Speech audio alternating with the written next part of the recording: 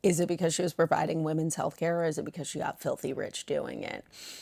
This is a book roundup of my favorite books that I've read in 2025. My name's Amy. I've been relearning U.S. history, and you can find me on YouTube, Substack, Patreon, or over at the Foolish Optimist podcast that I host. Okay, now we're talking about one of my favorite books of the year, written by Jennifer Wright.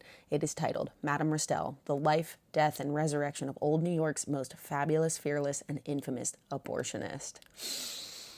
You can buy a copy of it at the link in my bio. I hope you'll support independent bookstores while you're buying your books this Christmas. Okay, why is this one of my favorite books? Well, Jennifer Wright maps out the story of Madame Restell, a young English woman who comes to the United States, who lies, who changes her name, who breaks into this man's profession of healthcare, and then becomes filthy rich doing it. She owns so many fucking carriages. She's got a mansion on Fifth Avenue. Before she gets taken away to go to prison, she's like, I need to eat my oysters.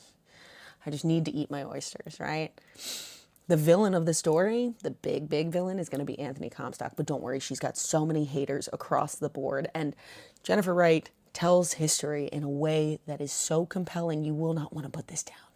You won't want to stop listening. You won't want to stop reading. You might even stay up late to do it, which is just like the joy of reading. It transports you into the 1800s, and there's so much information around gender roles and how she survived being a single mother, and her husband dies when they get to New York. That's not a spoiler. It happens very early, sadly.